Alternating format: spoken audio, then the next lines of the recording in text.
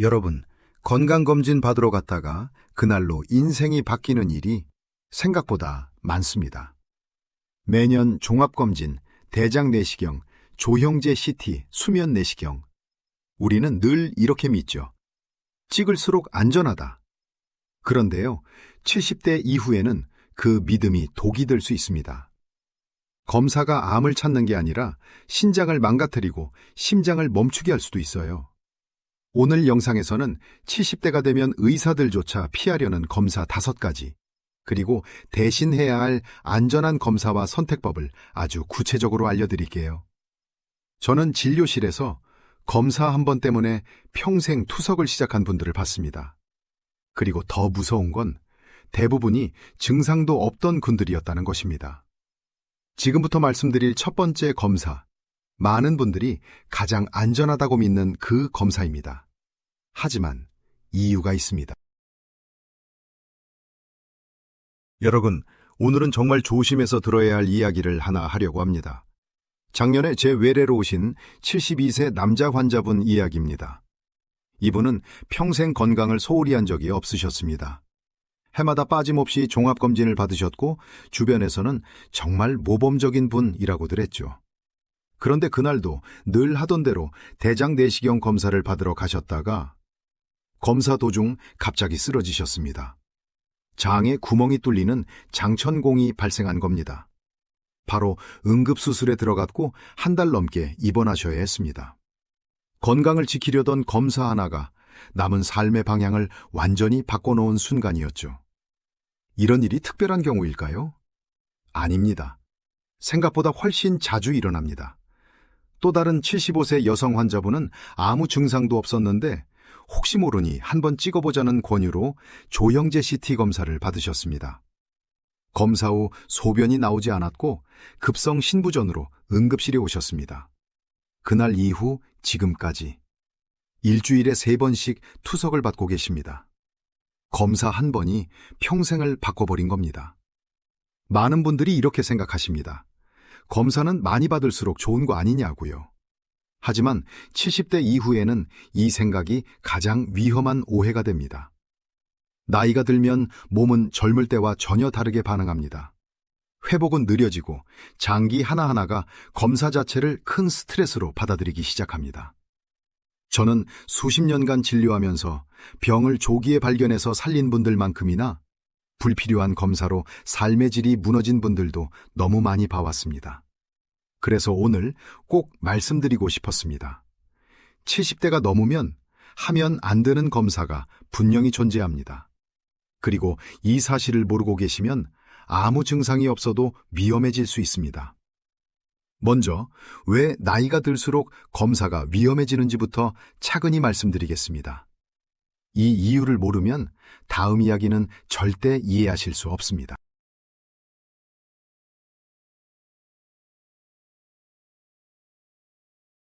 나이가 들면 우리 몸은 겉보기와 다르게 안쪽부터 변하기 시작합니다. 혈관은 점점 딱딱해지고 심장은 같은 자극에도 훨씬 큰 부담을 느낍니다. 신장과 간의 기능도 서서히 떨어지죠. 문제는 이런 변화가 겉으로 잘 드러나지 않는다는 겁니다. 아무 불편함이 없으니까 괜찮다고 생각하시지만 검사라는 자극이 들어오는 순간 몸은 버텨내지 못하는 경우가 많습니다. 예를 들어 금식만 해도 그렇습니다.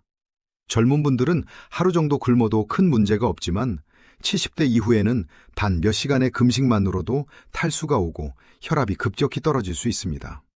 실제로 검진 전날 금식 때문에 어지러워서 응급실로 오시는 어르신들을 저는 수도 없이 봐왔습니다. 여기에 장을 비우기 위한 약, 조형제, 수면제까지 더해지면 몸은 연속적인 충격을 받게 됩니다. 특히 조형제는 고령층에서 가장 조심해야 할 요소입니다. 혈액 검사상 수치가 정상으로 보이더라도 실제 신장 기능은 젊을 때의 절반 이하로 떨어져 있는 분들이 많습니다. 이런 상태에서 조형제를 맞으면 신장은 갑자기 일을 멈추듯 망가질 수 있습니다. 한 번 손상된 신장은 회복이 거의 되지 않고 투석으로 이어지는 경우도 적지 않습니다. 문제는 이런 위험을 사전에 충분히 설명듣지 못한 채 검사가 진행된다는 점입니다. 또 하나 꼭 짚고 넘어가야 할 현실이 있습니다. 70대 이후에는 기대 여명, 다시 말해 앞으로 남은 삶의 시간과 검사 치료의 이득을 반드시 함께 고려해야 합니다. 조금 불편한 이야기일 수 있지만 매우 중요한 부분입니다. 천천히 자라는 암을 발견해서 큰 수술을 받는 것이 과연 남은 삶을 더 행복하게 만드는 선택일까요? 수술 후 회복 과정, 합병증, 통증, 그리고 떨어지는 삶의 질까지. 이것은 단순히 발견했으니 치료한다는 문제로 볼 수 없습니다. 제가 존경하는 한 선배 의사분은 올해 76세이신데 이런 말씀을 하셨습니다. 이제 나는 종합검진도 대장 내시경도 하지 않는다고요. 대신 1년에 한 번 기본 혈액검사만 하고 증상이 있을 때만 병원을 찾는다고 하셨습니다. 평생 환자들을 보며 검사 때문에 더 큰 고생을 하는 경우를 너무 많이 목격하셨기 때문입니다. 이제부터 말씀드릴 내용은 실제로 많은 의료진들이 70대 이후가 되면 본인이나 가족에게 권하지 않는 검사들입니다. 첫 번째 검사부터 여러분이 가장 믿고 계셨을 그 검사입니다. 첫 번째로 반드시 짚고 넘어가야 할 검사는 바로 대장 내시경입니다. 많은 분들이 대장암은 꼭 내시경으로 봐야 한다고 알고 계시죠? 젊을 때는 맞는 말입니다. 하지만 75세를 넘기면 이야기가 달라집니다. 문제는 검사 자체보다도 그 준비 과정에 있습니다. 대장 내시경을 하려면 하루 전부터 거의 아무것도 드시지 못하고 장을 비우는 약을 복용해야 합니다. 이 약을 먹으면 짧은 시간에 설사를 반복하게 되는데 이 과정에서 탈수와 전해질 불균형이 쉽게 생깁니다. 심장이 약하시거나 신장 기능이 떨어진 분들에게는 이 자체가 큰 위험이 됩니다. 실제로 장 정결 과정 중에 어지러움, 심개항진, 호흡 곤란으로 응급실에 실려오시는 고령 환자분들이 적지 않습니다. 검사 중의 위험도 무시할 수 없습니다. 나이가 들수록 대장벽은 얇고 약해집니다. 내시경이 지나가는 과정에서 작은 자극에도 장에 구멍이 뚫릴 수 있는데 이를 장천공이라고 합니다. 70대 이상에서는 이 위험이 젊은 사람보다 몇 배나 높습니다. 장천공이 생기면 선택의 여지는 없습니다. 즉시 응급수술을 해야 하고 그 이후 회복 과정도 매우 험난합니다. 수술 후 합병증으로 생명이 위태로워지는 경우도 실제로 있습니다. 그런데 더 중요한 사실이 있습니다. 대장암은 대부분 아주 천천히 자라는 암이라는 점입니다. 용종이 생기고 그것이 암으로 변하기까지 보통 10년 이상이 걸립니다. 75세에 작은 용종 하나를 발견했다고 가정해 보겠습니다. 그것이 실제로 문제를 일으킬 시점은 80대 후반이나 90대가 되는 경우가 많습니다. 그때까지 아무 증상 없이 지내는 분들이 훨씬 많다는 뜻이죠. 그래서 미국을 비롯한 여러 나라의 의료 지침에서도 75세 이후에는 대장 내시경을 일상적인 건강검진으로 권하지 않습니다. 대신 훨씬 안전한 방법을 권합니다. 바로 대변 자멸 검사입니다. 집에서 간단히 할 수 있고 위험은 거의 없습니다. 여기서 이상 소견이 나올 때만 내시경을 고려해도 충분합니다. 불필요한 위험을 감수하지 않아도 되는 선택인 겁니다. 그럼 다음으로 겉으로는 멀쩡해 보여도 한 번에 삶을 바꿔버릴 수 있는 검사에 대해 말씀드리겠습니다. 바로 조형제를 사용하는 CT 검사입니다. 두 번째로 꼭 피해야 할 검사는 조형제를 사용하는 CT 검사입니다. CT 자체가 문제라고 생각하시는 분들이 많은데 사실 진짜 위험은 그 안에 들어가는 조형제입니다. 조형제는 혈관이나 장기를 선명하게 보기 위해 주사로 넣는 약물인데 이 약이 몸 밖으로 빠져나가는 통로는 오직 하나, 바로 신장입니다. 70대가 넘으면 겉보기에는 멀쩡해 보여도 신장 기능은 이미 많이 떨어져 있는 경우가 많습니다. 혈액검사 수치가 정상 범위라고 해서 안심하시면 안 됩니다. 실제로는 젊었을 때의 절반 수준으로 기능이 감소해 있는 분들이 정말 많습니다. 이런 상태에서 조형제가 들어가면 신장은 갑자기 과부하를 받게 되고 급성으로 망가질 수 있습니다. 이를 조형제 유발 신병증이라고 하는데 한 번 발생하면 회복이 매우 어렵습니다. 제가 직접 본 사례만 해도 셀 수 없이 많습니다. 아무 증상 없이 건강검진으로 CT를 한 번 찍었다가 그 후 소변이 줄고 몸이 붓기 시작해 결국 투석을 시작하게 된 분들 말입니다. 투석은 한 번 시작하면 끝이 보이지 않습니다. 일주일에 3번씩 병원에 가서 한 번에 4시간 이상을 기계에 연결된 채 보내야 합니다. 투석을 마치고 나면 온몸에 힘이 빠져 그날은 아무것도 할 수 없습니다. 이런 삶이 검사 한 번 때문에 시작된 겁니다. 특히 당뇨병이나 고혈압이 있으신 분들은 더 위험합니다. 이런 질환들은 이미 신장을 서서히 손상시키고 있기 때문입니다. 여기에 조형제가 더해지면 신장은 버틸 여력이 없습니다. 그래서 조형제를 사용하기 전에는 반드시 신장 기능을 확인해야 하고 조금이라도 위험하다면 조형제가 없는 검사로 대체해야 합니다. 또 하나 간과하기 쉬운 문제가 바로 조형제 알레르기입니다. 젊었을 때는 아무 문제가 없었는데 나이가 들면서 갑자기 심한 알레르기 반응이 나타나는 경우가 있습니다. 심하면 혈압이 급격히 떨어지고 숨을 쉬기 힘들어지는 아나필락시스 쇼크로 이어질 수 있습니다. 이건 몇 분 사이에 생명을 위협하는 상황입니다. 그래서 70대 이후에는 특별한 증상이 없는 상태에서 건강검진 목적으로 조형제 CT를 받으시는 것은 매우 신중해야 합니다. 요즘은 초음파나 MRI처럼 훨씬 안전한 검사들도 많습니다. 꼭 필요한 상황이 아니라면 위험을 감수할 이유는 없습니다. 다음으로 말씀드릴 검사는 심장을 튼튼하게 확인한다는 이유로 많이 권유되지만 실제로는 고령층에게 큰 부담이 되는 검사입니다.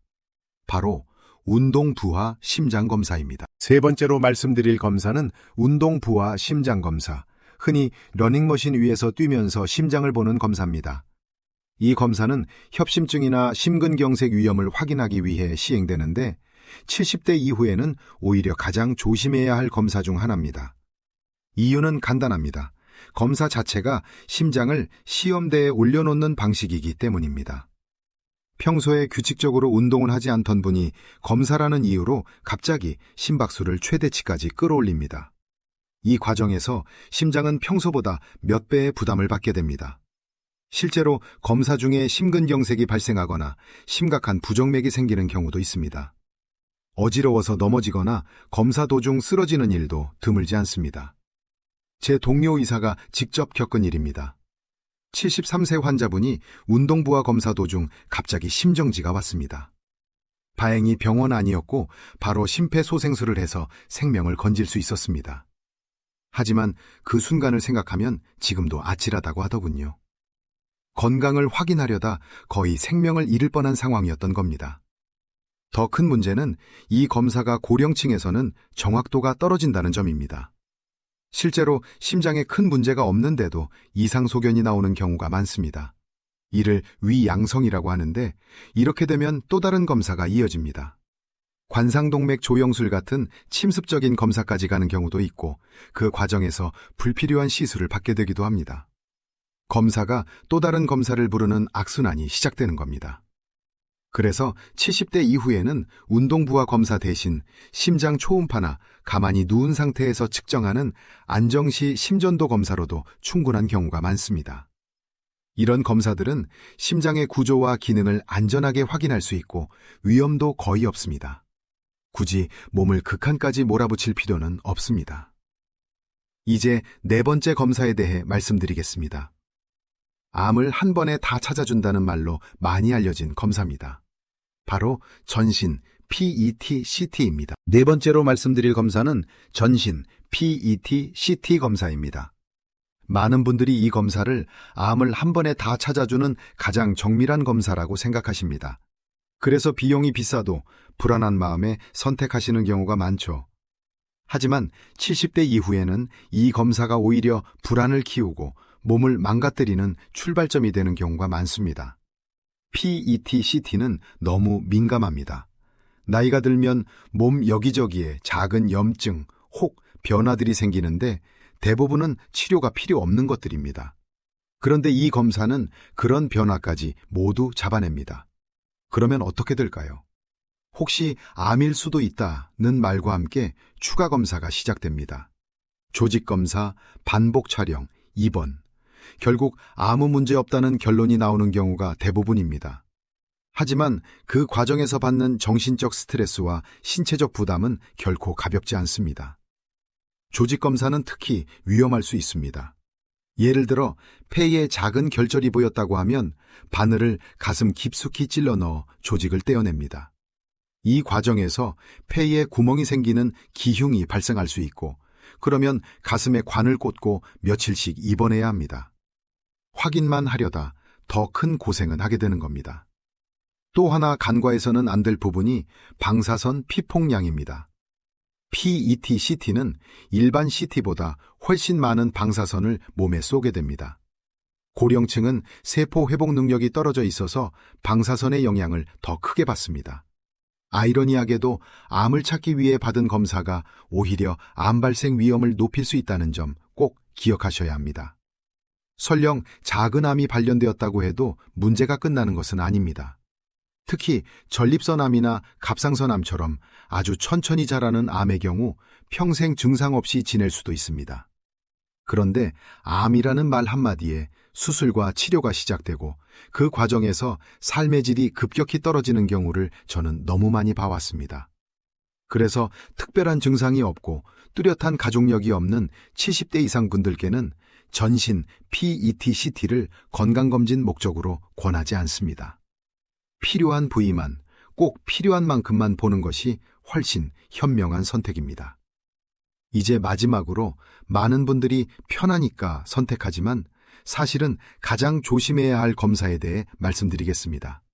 바로 수면 내시경입니다. 5번째로 말씀드릴 검사는 수면 내시경입니다. 많은 분들이 편하게 검사받자는 생각으로 수면 내시경을 선택하십니다. 위 내시경 자체가 문제는 아닙니다. 진짜 위험은 검사 중에 사용하는 수면제입니다. 수면제는 호흡을 억제합니다. 산소 포화도가 떨어지고 혈압도 함께 내려갑니다. 젊은 사람들은 비교적 빨리 회복되지만 70대 이후에는 이 회복 속도가 현저히 느려집니다. 폐 기능이 좋지 않거나 심장이 약한 분들은 수면제 하나로도 호흡 곤란이 올 수 있습니다. 드물지만 검사 후에도 의식이 돌아오지 않는 경우가 실제로 있습니다. 작년에 있었던 일입니다. 78세 남자 환자분이 수면 내시경을 받으셨는데 검사는 잘 끝났습니다. 그런데 회복실에서 30분이 지나도 1시간이 지나도 깨어나지 않으셨습니다. 결국 중환자실로 옮겨 인공호흡기를 달아야 했습니다.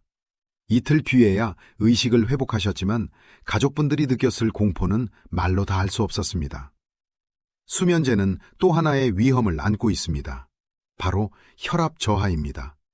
혈압이 갑자기 떨어지면 뇌로 가는 혈류가 줄어들고 어지러움이나 실신, 심하면 뇌졸중으로 이어질 수 있습니다.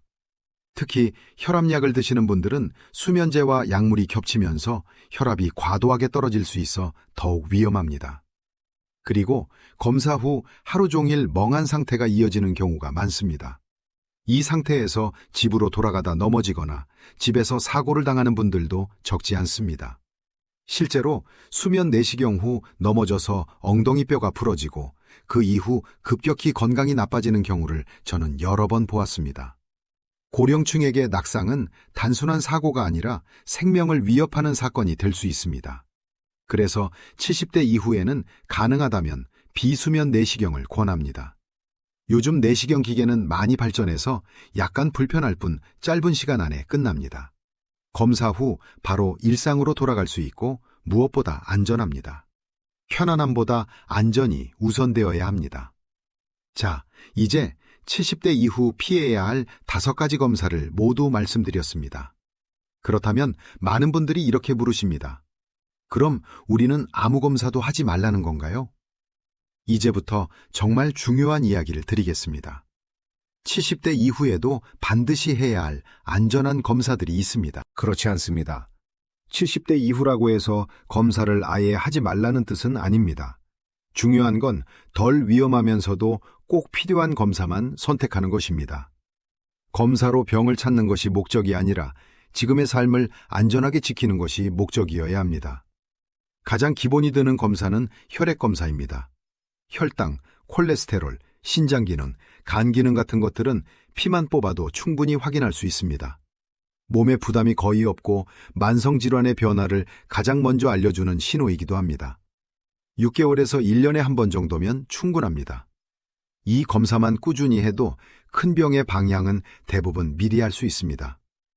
다음은 혈압 측정입니다. 고혈압은 뇌졸중과 심근경색의 가장 큰 원인입니다. 병원에 가지 않아도 집에서 매일 아침 재는 것만으로도 충분합니다. 혈압만 안정적으로 관리해도 생명을 위협하는 질환의 상당 부분을 예방할 수 있습니다. 골밀도 검사도 매우 중요합니다. 특히 여성분들은 폐경 이후 골다공증이 빠르게 진행됩니다. 골밀도 검사는 방사선 노출도 거의 없고 간단합니다. 2년에 한 번 정도만 받아도 골절 위험을 크게 줄일 수 있습니다. 뼈는 한 번 부러지면 회복이 어렵기 때문에 미리 하는 것이 무엇보다 중요합니다. 또 하나 꼭 챙겨야 할 검사가 눈 검사입니다. 백내장, 녹내장, 황반변성은 나이가 들수록 흔해지지만 초기에 발견하면 실명을 막을 수 있습니다. 특히 녹내장은 증상이 거의 없어서 정기검진으로만 발견됩니다. 1년에 한 번 안과 검사는 꼭 받으셔야 합니다. 대장암 검진이 걱정되신다면 내시경 대신 대변 잠열 검사를 선택하시면 됩니다. 집에서 할 수 있고 위험이 없습니다. 여기서 이상이 나올 때만 내시경을 고려해도 늦지 않습니다. 불필요한 위험을 줄이는 가장 현명한 방법입니다. 마지막으로 청력 검사입니다. 난청은 단순히 귀의 문제가 아닙니다. 의사소통이 줄어들면 우울증이 오고 치매 위험도 높아집니다. 청력은 서서히 나빠지기 때문에 본인은 잘 느끼지 못하는 경우가 많습니다. 정기적으로 확인하고 필요하다면 보청기를 일찍 사용하는 것이 삶의 질을 크게 높여줍니다. 이 정도의 검사만 잘 챙기셔도 건강관리는 충분합니다. 이제부터는 검사보다 더 중요한 이야기, 바로 70대 이후 건강을 지키는 진짜 핵심, 일상에서 반드시 지켜야 할 관리법에 대해 말씀드리겠습니다. 이제부터 드릴 말씀은 어떤 검사보다도 훨씬 중요한 일상관리의 핵심입니다. 많은 분들이 검사 결과에만 매달리지만 실제로 70대 이후의 건강은 병원 밖에서 결정되는 경우가 훨씬 많습니다. 첫 번째는 약을 줄이는 것입니다. 고령 환자분들 중에는 하루에 10알 가까이 약을 드시는 분들도 계십니다. 혈압약, 당뇨약, 콜레스테롤약, 위장약, 수면제까지 겹치면 몸은 늘 약물에 시달리게 됩니다. 나이가 들면 간과 신장의 해독 능력이 떨어져 약이 몸에 쌓이기 쉽고 그 결과 어지럼증, 낙상, 기억력 저하가 생깁니다. 꼭 필요한 약이 무엇인지, 줄일 수 있는 약은 없는지 주치의와 정기적으로 점검하셔야 합니다. 약을 줄였더니 정신이 맑아지고 기운이 돌아왔다는 분들 정말 많습니다. 두 번째는 영양관리, 그 중에서도 단백질입니다. 나이가 들면 식사량이 줄고 밥과 김치로 끼니를 때우는 경우가 많아집니다. 하지만 단백질이 부족하면 근육이 빠지고 면역력이 떨어지며 낙상 위험이 급격히 올라갑니다. 고기, 생선, 달걀, 두부를 매 끼니니 조금씩이라도 챙기셔야 합니다. 특히 아침에 단백질을 드시는 것이 중요합니다. 아침을 걸으면 하루 종일 기운이 빠집니다. 세 번째는 근력 운동입니다. 유산소 운동보다 고령층에게 더 중요한 건 근력입니다. 근육이 있어야 넘어지지 않습니다. 특별한 운동이 필요하지 않습니다. 의자에서 일어났다 앉았다 하는 동작을 하루에 20번에서 30번만 해도 다리 근육은 확실히 달라집니다. 처음엔 힘들어도 꾸준히 하면 몸이 분명히 반응합니다. 네 번째는 수분 섭취입니다. 고령층은 갈증을 잘 느끼지 못합니다. 그래서 모르는 사이에 탈수가 옵니다. 탈수는 혈압 저하, 의식 혼탁, 신장 기능 악화로 바로 이어집니다. 목이 마르지 않아도 물을 조금씩 자주 드셔야 합니다. 하루 1리터에서 1.5리터 정도가 적당합니다. 다섯 번째는 수면 관리입니다. 잠이 깨지고 얕아지는 것은 자연스러운 변화지만 수면제를 습관처럼 드시는 것은 위험합니다. 낮잠을 줄이고 저녁 늦은 카페인을 피하고 잠자기 전 조용한 환경을 만드는 것만으로도 수면의 질은 달라집니다. 약보다 습관이 먼저입니다. 여섯 번째는 사람을 만나는 것입니다. 외로움은 생각보다 훨씬 강력한 질병입니다. 우울증과 치매 위험을 동시에 높입니다. 일주일에 몇 번이라도 사람들과 대화를 나누고 밖으로 나가시는 것이 약보다 더 큰 효과를 냅니다. 7번째는 낙상 예방입니다. 고령층에게 넘어짐은 단순한 사고가 아닙니다. 집안의 문턱을 없애고 미끄럼 방지 매트를 깔고 밤에 화장실 갈 때를 대비해 조명을 켜두세요. 천천히 움직이는 습관 하나가 생명을 지킵니다. 8번째는 정기적인 주치의 방문입니다. 아플 때만 병원에 가는 것이 아니라 3에서 6개월에 한 번은 몸 상태를 함께 점검해야 합니다. 주치의는 여러분의 건강을 가장 잘 아는 동반자입니다. 이제 마지막으로 꼭 기억하셔야 할 중요한 주의사항들을 정리해드리겠습니다. 이걸 모르시면 지금까지 들은 내용이 모두 헛수고가 될 수 있습니다. 이제 마지막으로 70대 이후 반드시 마음에 새기셔야 할 중요한 주의사항들을 정리해드리겠습니다. 이 부분을 놓치면 아무리 좋은 정보를 알고 있어도 다시 위험한 선택을 반복하게 됩니다. 첫째, 건강검진 권유를 받았다고 해서 모두 받아들이지 마십시오. 검진센터에서 권하는 고가 패키지는 대부분 많이 넣은 검사일 뿐 나에게 맞는 검사가 아닙니다. 나이, 기저질환, 현재 상태를 고려하지 않은 검사는 오히려 해가 될 수 있습니다. 비싸다고 좋은 검사는 아닙니다. 둘째, 증상이 없는데 불안해서 검사를 받지 마십시오. 아무 증상 없이 여기저기 검사하다 보면 이상이 나올 확률은 오히려 높아집니다. 그리고 그 순간부터 추가 검사, 또 추가 검사로 이어지는 악순환이 시작됩니다. 이것을 검사의 연쇄 효과라고 합니다. 한번 시작되면 멈추기 어렵습니다. 셋째, TV, 인터넷 건강정보 무조건 믿지 마십시오. 방송과 인터넷 정보는 평균적인 이야기일 뿐 여러분의 몸 상태를 대신해주지 않습니다. 특히 검증되지 않은 민간요법이나 건강기능식품은 간과 신장을 망가뜨리는 경우가 많습니다. 좋다더라는 말보다 주치의의 한마디가 훨씬 중요합니다. 넷째, 가족이 권하는 검사도 신중하게 판단하십시오. 자녀분들이 효도라고 비싼 검진을 권하시는 경우가 많습니다. 마음은 감사하지만 실제로 받을 검사는 스스로 선택하셔야 합니다. 진짜 효도는 검사표가 아니라 안전한 선택과 함께 보내는 시간입니다. 다섯째, 남이 받았다고 따라하지 마십시오. 친구가 괜찮았다고 해서 나도 괜찮으리라는 보장은 없습니다. 몸 상태는 모두 다릅니다. 비교하지 말고 내 몸에 맞는 선택을 하셔야 합니다. 여섯째, 검사 수치 하나하나에 너무 집착하지 마십시오. 나이가 들면 정상 범위 자체가 달라집니다.